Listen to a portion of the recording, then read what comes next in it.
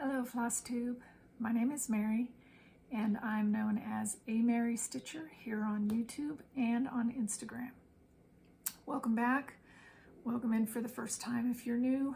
This is my third attempt at recording Flosstube number 4, but we had a little microphone problem. We'll deal with that at some point. Anyway, things have changed since I tried to record this last week. Some things that were plans then are whips now, so we'll get into that later. But the most exciting thing, the thing I was really charged up to talk about last time, was the fact that I actually have some FFOs. FFOs are fully finished objects, or some people call them finally finished objects. Given how long some of mine have been waiting, finally finished might be the operative term. Anyway, I have got, first of all, I started with the basics. What's the thing we usually try to do the first time out of the chute? It's the pillow finish.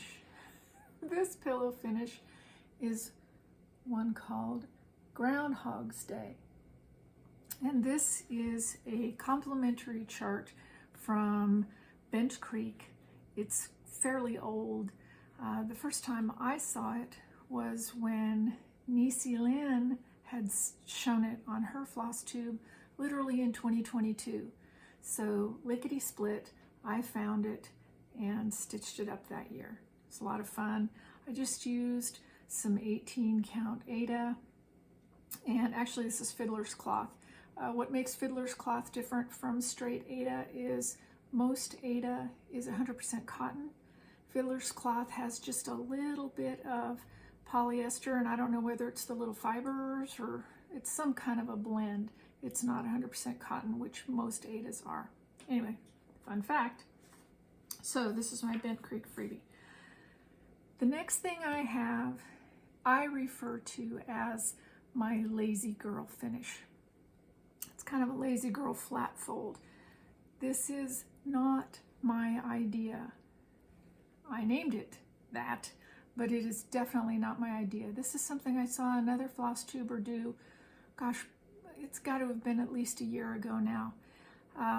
It might have been Erin from Steel City Stitchers. I'm not 100% clear on that. Could have been someone else, so I apologize that I can't really give proper credit to the person that I first saw do it. Who knows, people may have been doing this for ages. But anyway, the Lazy Girl's Flat Fold, in my opinion, is my new favorite. Anyway, this is a chart from Heartstring Samplery. It was actually part of a kit that Teresa Vanette, Kitten Stitcher, sold. Again, I think this was 2022, and I think that in 2023 the chart was widely released. But when we got it in the kit, it came with a little cleat, a little key, although this particular key is my own, and the fabric for the backing of the pillow. Now, what's the lazy girl flat fold, you say? Flat folds can be challenging, and quite frankly, the reason I embraced this is because it seemed so much easier to me. In a flat fold, you have an easel style back with a kind of a hingy apparatus and a little something that'll keep it from splaying out flat. Anyway, this is easier for me because all you do is you make a flat, you sew it as if you were going to do a pillow, you leave one side open, you finish that, and then you slip it over. Oh, sure, got a tough one. You slip it over an acrylic picture frame from anywhere, any retailer, something you may already have. This one happens to be a 5x7, which is made to go wide. But anyway, the cool thing about this, you don't have to use all the extra fabric that a third, you'd need to use twice as much fabric to finish off the back of a flat fold. Whereas this, no more yardage than you would do for a pillow. I put some ribbon trim along the bottom of this. What's really cool too is if you want to display this on a shelf, you can kind of smudge this piece up and then lay some other things down around the base of it, and you've got an easier way of seeing your full stitch while it's got some other doodads around the bottom. So to me, this is easy, doesn't require as much materials, which is great for me. And that's it, Lazy Girl Flat Fold. By the way, how pretty is this chart from Heartstring Samplery? I love it. So that one is stitched again on 18 count Aida. All the flosses for these smalls I typically pull from my own collection of flosses, just because on smalls doesn't usually matter. Now I have another version of that same finish. This is the 2023 Heart in Hand Collector's Heart. It came as a kit. I did not use the kit fabric. I instead used 20 count Aida because I prefer my piece to be a little bit smaller, and I used my own red floss because I felt like the red floss in the kit didn't look right on my fabric, so I went ahead and brightened it up just a little bit. I did use the little button. I made sure that I could still use that. And so again, same thing. When the season's over, I can take this piece, store it flat, and put another seasonal piece on in its place. And you can get these so inexpensively at so many kinds of stores.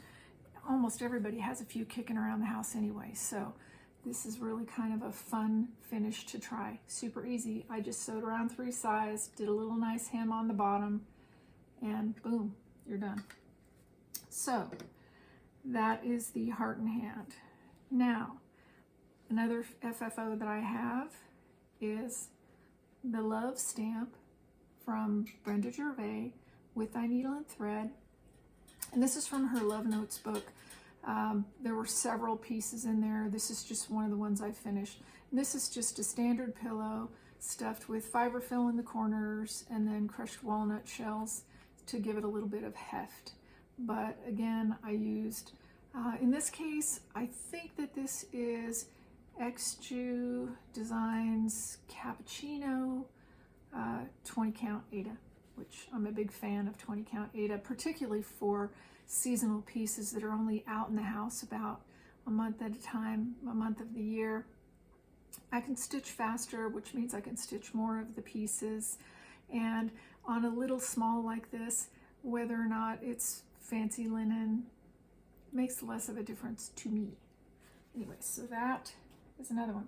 So in case you're keeping track, that's 4. And next, you get to see my flaws. Also from the Love Notes book, there's Be Mine or Lovebirds, I'm not entirely sure. Anyway, I stitched this up also on 20 count Aida. I think that this might be Caravan Tan as far as the color goes. And again, just flosses from my collection. And I stitched it up like a little pillow, but you can see I'm holding it like this because, like a knucklehead, I managed to put the opening on the top when I was stitching it, and my hand stitching was pretty pitiful. Look, I'll show you. It's awful. Anyway, I'm probably going to resolve this issue by putting some kind of a little pom-pom trim or chenille or something pretty around that so that my obvious deficiency in sewing that top together is masked for next year. But anyway, so that's 5 fully finished objects. And what's exciting is I had a plan this year to do 24 FFOs in 24. So that gives me a little bit of a start. We're 2 months in and I'm keeping up the pace. So as long as I do 2 a month, I'm in good shape. Anyway, so that is what I've got for FFOs. Next, I have what most floss tubers call FOs, and that gets a little confusing for people. So what I call these is, I call these a stitch finish. I finished the stitching, but I haven't done the final steps of turning them into items that are ready for display or use. So I call them a stitch finish. Now, you could split hairs. You could say, what if there's beading? If I finish the stitching but not the beading, is it still a stitch finish? I don't know. That's up to you. You get to make your own rules. No stitchy police are going to knock on your door and say it's not a stitch finish. You know, what about if I haven't done the back stitch? Hey, you do you. It's okay. Call it a stitch finish whenever you think you've got the stitching done. All right, my first is a chart that has been around a fair amount. There's been a lot of people doing this. There have been a couple of Sal's, but this is Dancer by Barbara Anna. Now, for those of you who are familiar with this chart, you'll know that the deer has a little village scene in between the antlers with snow dripping down. It's beautiful. It's very pretty. But I wanted something that I could take out at the first snowfall and leave out all the way through Valentine's Day. So what I did is I stitched this piece on 20 count Zweigart smoke gray with silver sparkles Aida. It's a mouthful of a name, but there it is.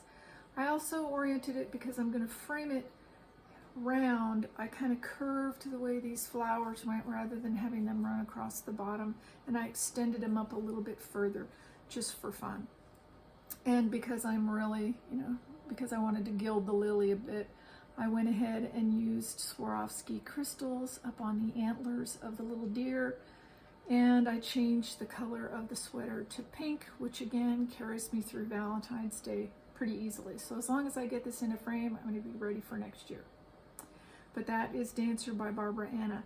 This particular chart was in the 2021 winter edition. I don't think it was the Christmas edition. The winter edition of Punch Needle and Primitive Stitcher magazine. So actually there were quite a few cute charts in that. Anyway, this is it. So that is my first stitch finish. My second stitch finish, and that was finished in January. My second stitched finish is The Fifth Day of Christmas by Hello from Liz Matthews. And what you're seeing here is the 5th and the 6th days, because I'm going to stitch these 6 across with one level on the top, one level directly below, all as a single piece. I went ahead and I am stitching the borders along the top that come with each pattern, so there'll be a little variation in the border. And the ones on the bottom, there'll be no top border. I'll do the bottom border. So again, same thing, you'll see a little peak of the border that Liz designed to go around them. Just thought it would be a fun look. Now, this is being done on 22 count Zweigart white Aida, except that 22 count is not called Aida, they call it Hardanger fabric. Now, it's 100% cotton, the way Aida is. I'm not aware of any structural differences, but for some reason, when it jumps to 22 count, although it looks and stitches like Aida, in my opinion, it's referred to as Hardanger fabric, but it exists. And I love it. I'm just going to keep the project small enough so that it'll fit on a small mantle that we've got in our house. So that, let me see, looking. That's the end of the fully finished objects and the stitch finished items. Now we're going to go into WIPs, works in progress. WIPs. I've got a sad tale, which if you've watched my initial WIP parade, you're already aware of this, but one of my WIP Go calls for January was Birds from Bernhardt's Books by Modern Folk Embroidery. I did this one as a PDF, so not a beautiful picture, but there it is. That's what it looks like. It's lovely.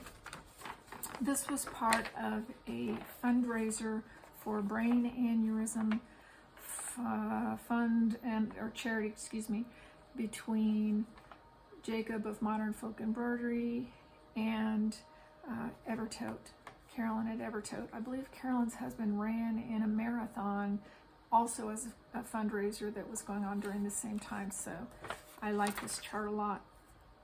Now, I'm stitching this chart on aged paper, 20 count Aida from Color and Cotton.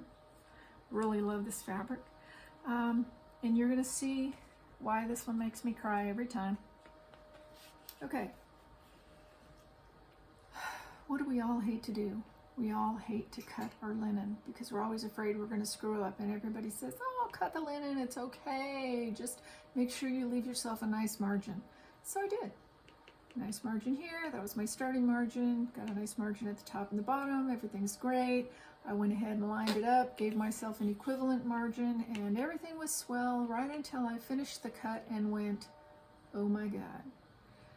Because this border is supposed to look like this border. And when I went to take it out for my whip go pull and start, I literally am getting within a ½ inch of where I made that cut. So it's heartbreaking. But what I'm going to have to do on this one is take another piece of fabric. I'm going to splice the two together just on the edge, so that'll give me something to hold because I stitch in hand. And then I think I can get my border done on this side without it fraying and coming unraveled. And it'll be easier for me to hold while I get this done. Now I'm still only going to have a ½ inch along this side. So what I'm going to have to do with the finish is either make it into a project bag, because you can get away with a tiny little seam, or pin it and frame it super tight. Theoretically, I could do some kind of a flat fold, but it's a little big for that. And I'd like to try and frame it. I'm going to try and lace it and frame it, or pin it and frame it, and see how I do. But you can see when I took it out for a whip go, I literally stitched on it just that one session and gave up in disgust. So this is a failed whip go goal for January. I'll have to kick back once I stitch that other piece of fabric on. I'll come back and give it the remaining 4 stitch sessions, because usually I do 5 in a day, or 5 in a day. I wish I could do 5 in a day. I do 5 in a whip go pull. All right, so next, now that you've all seen my embarrassment, my next whip is my one red thread project. What I do is I try at the beginning of each day to put one length of red thread into my big old girl Bristol, and that is M.H. Smith from Dutch Treat Designs. I've told this story before. I am an M.H. Smith, or at least was born M.H. Smith. I'm old, but not in 1890. So anyway, when I picked Bristol, I thought, why not M.H. Smith? And when I started this, when you saw this in my whip parade, I had one alphabet kind of running across the top. Now, after a little more time has passed of doing one thread, there she is, and I know the wrinkles are horrible, and I'm sorry, but that's the way it goes. Anyway, this is DMC, I believe it's $4.98, and it's on antique white Zweigart linen in 46 count. Yes, I had delusions of grandeur and thought that I was going to have an easy time stitching on 46, and I was so frustrated by it the first year. It literally spent all of 2022 just about in a project bag, untouched. So that's why it became my daily thread project. And I'm coming along. I've got the 3rd alphabet almost done, so it should start to go faster and faster. My next whip is another modern folk embroidery. I love Jacob's kit, or his designs, and I'm excited to do this one. This is the stitch along for this year. It's called No Time Like the Present. Sorry, make sure you can see that. And it's done in 2 colors with a bunch of different options shown on the chart to give you a good jumping off point for your own. Now, Jacob has people stitching this a little piece a month, kind of a slice each month, and starting at the top, there's the January and the February. I, of course, am cantankerous and decide that I need to do it differently because I stitch in hand and I would prefer to stitch bottom up. So I started with the October section, which is the last section for Jacob, and I'm working my way up. I also introduced a third color. So this one I am stitching on 40 count platinum linen by Zweigart, and I'm using 3 colors of Gloriana silk. The blue is Northern Lights, the green is Granny Smith Apple, and the brown for the stag, which I will also use on the clock face and on the 2 squirrels that are getting ready to go in, is Gloriana Hazelnut. So I just felt like I didn't want my animals to be blue or green, and I decided a little hazelnut would be nice on the clock face as well. So that is how I'm doing. I feel like I'm a little behind, but you'll see why when I go through my next steps. All right, another whip that I've stitched on since my last Flosstube is North Pole by Kathy Barrick. I love this Santa Claus. He's so great. He's a little like young Santa because his beard has a little more of a silvery tint rather than just the pure white. So I think to myself, this might be younger Santa. A little slimmer, not quite as many milk and cookies. Anyway, this is a stitch along that's being done by a lot of people. I think it's just North Pole Sal. I heard about the Sal from Becky at Socks for Mum, who's part of a group that breaks a bunch of different charts down into little bite-sized chunks that they do. There are monthly assignments. I think that Becky laughingly refers to them as the crazy assignment girls. And I'm only participating on this one, and I'm just tagging along on their Sal. I was not, she'd put out sort of a blanket invitation for people to stitch along, and I said, okie doke, I can do that. So I am stitching North Pole on 20 count Aida by Fiber on a Whim, and here we go. The January assignment was the border, the asymmetrical border, which I absolutely love. The February was a group of trees and reindeer, and I guess it was, sorry, I have that wrong. It was November, December. Ignore me. We're on the 3rd assignment. Whatever month it was for, I don't hardly know where I am anymore. So anyway, the 3rd month is Santa's head and a little bit of his shirt underneath his coat. There's a little shirt peeking out. So I really like this. It was a very nice bite-sized chunk. And the flosses I'm using for this are some called for, but I'm also using a whole bunch of my Roxy Floss Co. flosses from this year's and the prior year's Advent box. The one nice thing, aside from just the fun of stitching those Evertote collaborative stitches at the end of the year, is you get 25 skeins of floss in all kinds of colors that you may not have. And last year there were a bunch of really beautiful greens, and in fact, if we go back to 5th Day of Christmas, a bunch of these trees are also done in that same Roxy Floss Co. different shades of green that came in those Advent boxes. So those are great because you really boost your collection of flosses. Okay, next whip. The next whip is Letters from Nora by Nora Corbett. And in this case, I'm doing the letter S. That's my daughter's initial. And so I'm stitching this piece for her. And you can see where I've got to. I've got the wings of the little fairy done, and I'm starting around the curve of the S. I'm not following the placement of the flosses exactly, but I am using mostly called for floss. So here's how far I've gotten. I'm sorry I've left this on the Q-snap, but although I stitch most things in hand, I have found that with Nora Corbett's, I kind of like the idea of using the Q-snap. I'm always worried that I'm going to mess them up somehow, and certainly when it comes time for beading, Q-snap is my friend.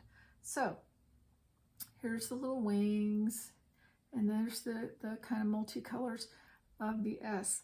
One of the things I really like about this is the way that she's done her colors in the wings so that it looks as if you're viewing the S through the transparent wings or the translucent wings.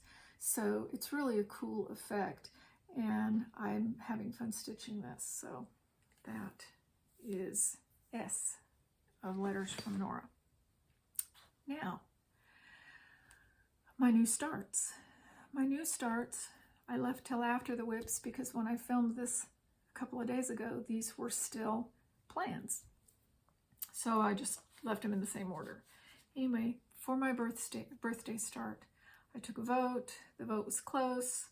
There weren't a ton of votes, but the consensus by one vote was that I should start Shimmering Mermaid by Mirabilia. This is an out-of-print chart, but I managed to find it quite unexpectedly for a reasonable price from someone who I'm guessing had no idea it was out of print or didn't really care.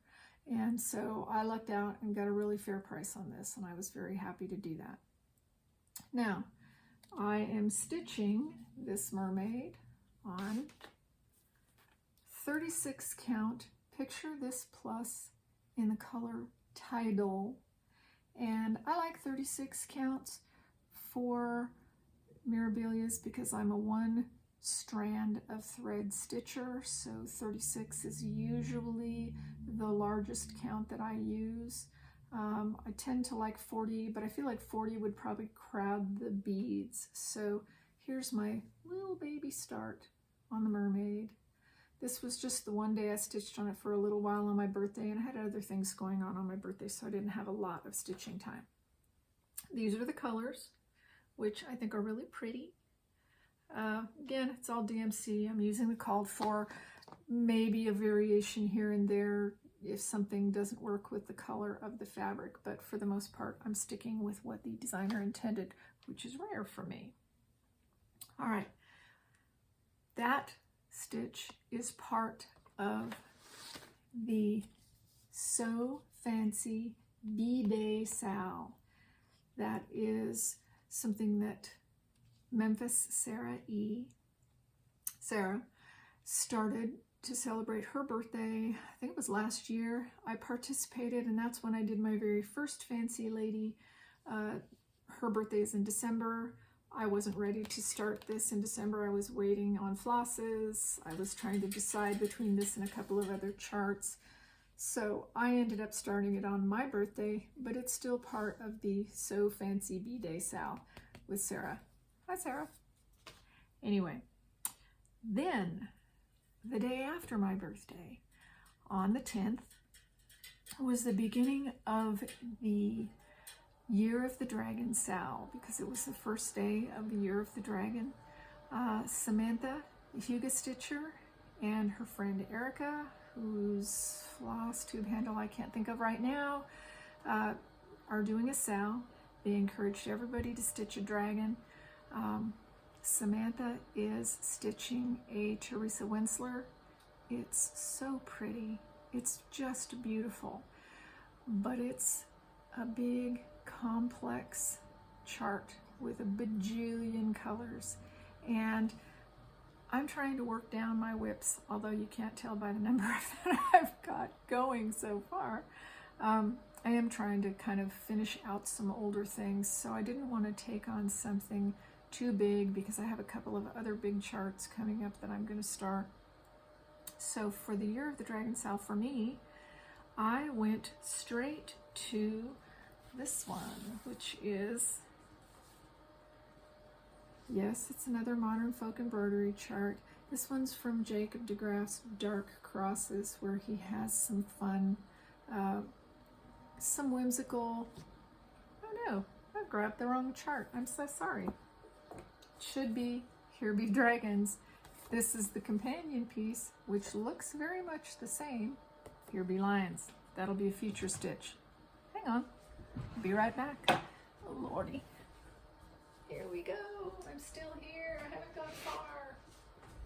Let's see, not that one. Grabbing the project bags. And of course, I don't have the right one. Okay, well, sorry guys. Next time I'll show you the chart, but I will show you the dragon because I started on the dragon. I'm waiting for a little more of my border floss to come. But this is my dragon. There he is. He's just a little bit over half done.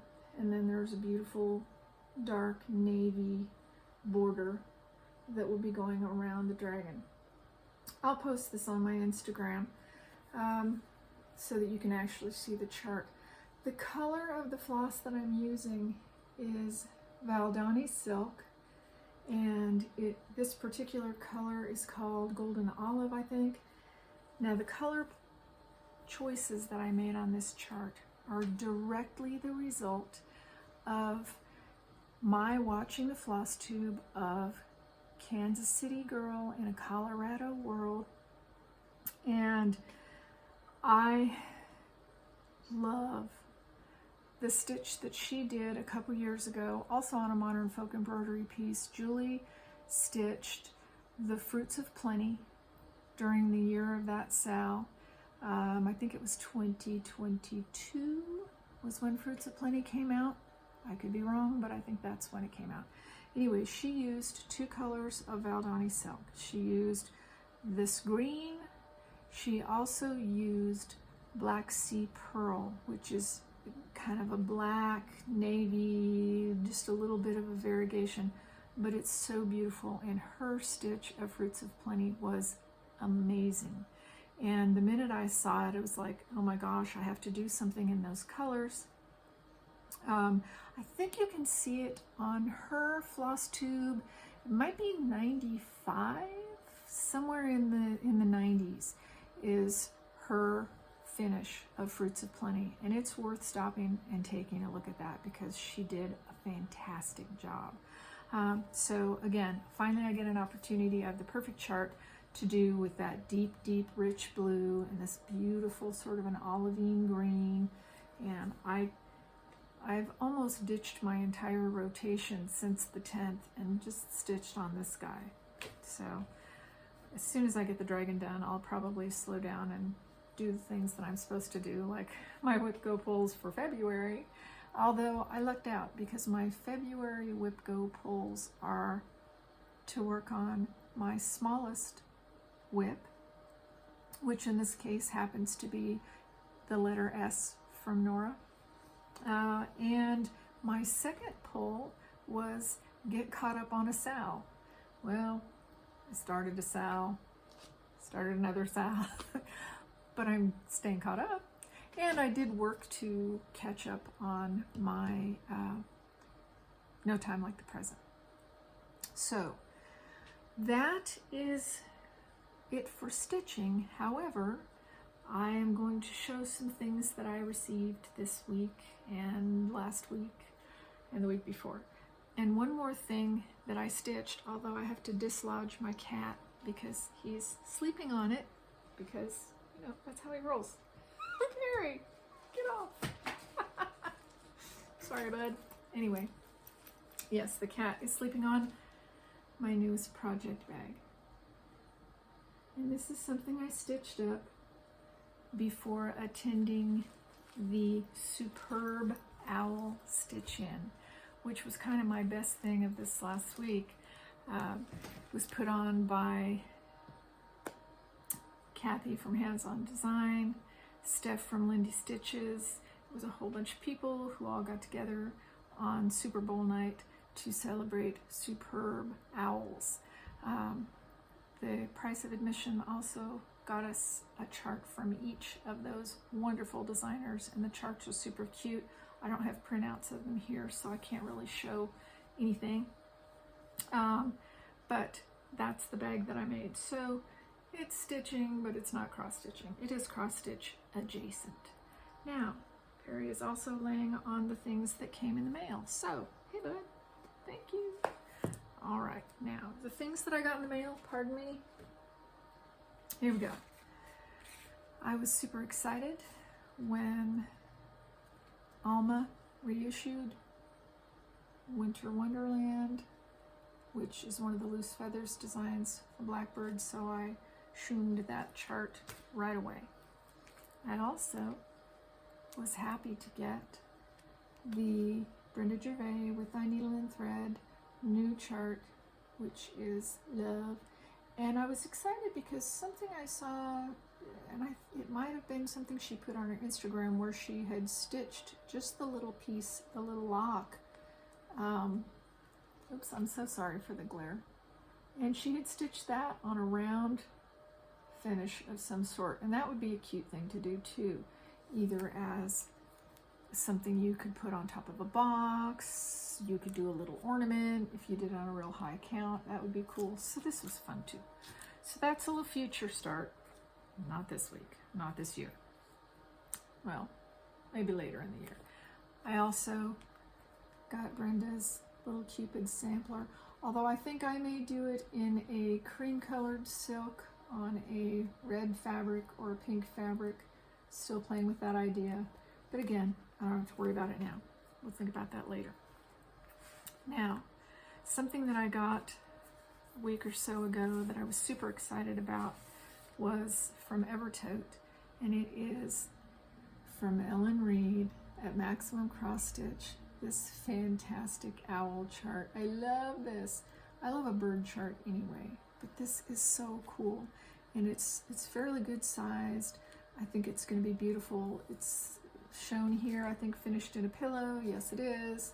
Not sure how I'm going to do mine, but I just love that owl. I love the look of it. I love the colors that Ellen chose. Her designs are so good, and I'm super excited to stitch this one.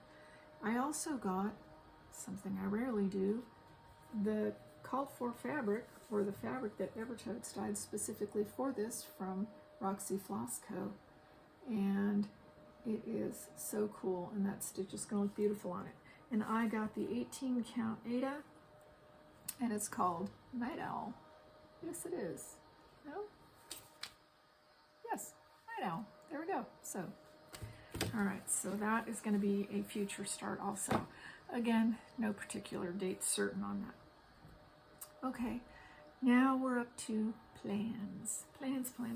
I don't love to make plans because for the most part, I make a plan, things happen, and it all goes crazy. So I don't always make really solid plans. My real plans are try and get one stitch a day into my Bristol.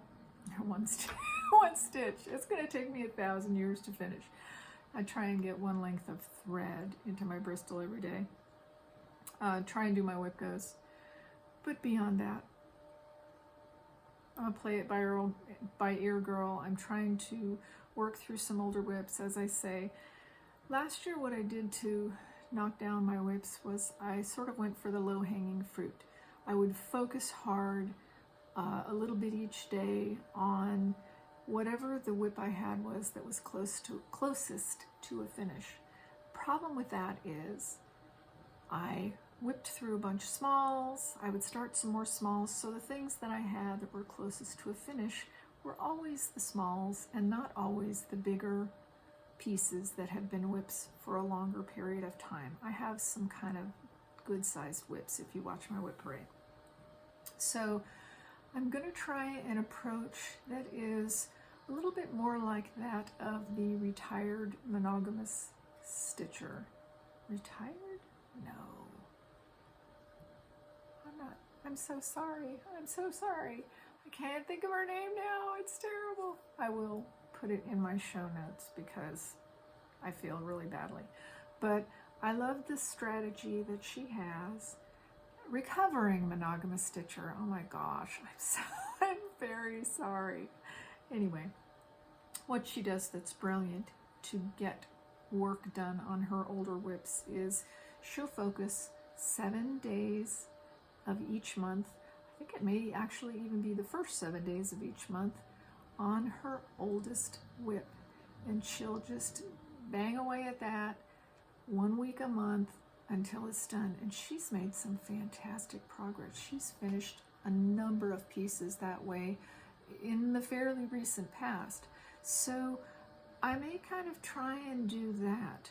There are also people who do the 24/7 or 25/7, or I do that too, where I'll pull an older whip and I'll try and do, say, 30 minutes a day and just kind of knock it away that way. So I'm just going to kind of jumble all of those things together to try and clear out some older whips and make progress on those, because I'm excited to see those done. And they're big enough that if I don't give them some truly concerted efforts, they'll just kind of languish while a bunch of small little frothy squirrels will all get done and they'll just be waiting. So I don't want to do that. I like those stitches. I want to see them finished. All right. Oh, I forgot one other thing. And again, this falls into the plans. The other thing that came in the mail from Evertote was this awesome fabric. Now, it's very dark. It's 36 count. Oh Lord, it's 40 count. Sorry. What was I thinking? Anyway, 40 count pub crawl from Roxy Floss Co. Carried, dyed this specifically to go for the peacock, unicorn, and badger chart from the Scarlet Letter. And this is so that all of those of us who are faint of heart or just don't want to have a sea of green background stitches, this background is almost exactly the color of the floss that was used. This chart is basically a tapestry. It is full coverage as charted, but this is sort of the cheater's way to get that same beautiful look. And there's still plenty of stitching to be done because there's all the water at the bottom, there's a bajillion creatures. It's a beautiful stitch either way. I think that Kim Goldman, the Contented Stitcher Kim, is also working on this. She's using a different fabric, but she too went for a deeper, richer fabric tone so that she doesn't have to stitch all those background stitches. And amen, Kim, I'm with you right there. So I'm super excited to stitch on the pub crawl. I will definitely be needing good, strong lighting because I got the 40 count, but I'm excited. This is my leap day start that I have planned. And then after that, it's going to be a little while before I start anything new because, again, I need to circle back and focus some more on some of my whips. And that's really all I've got going for today. Hopefully, I will not have the sound problems that I had when I uploaded my previous attempt at Flosstube number 4, but you never know, so bear with me. I'm still new at this. I'm chugging along the best I can. And for those of you who have subscribed, thank you very much. I really do appreciate it. For those of you who keep tuning in, I'm glad you're here. And I hope that you'll come back. I hope that you will like the videos, drop a comment, tell me what you're stitching. Tell me your stories of catastrophic linen cutting and or any other mishaps you've got. Jump in and do some of the FFOs. Really, my 24 FFOs in 2024 was spurred on by watching the FFO challenge from 2023 that was done by Penny's Daughter Shares, and also one of the Two Tall Stitchers.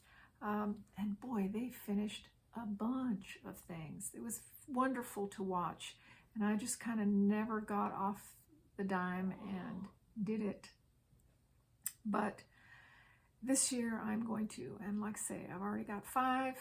Actually, I have 6-ish almost. Next time I'll have another one. So that's it for me today. Thank you for stopping by, and I'll see you next time.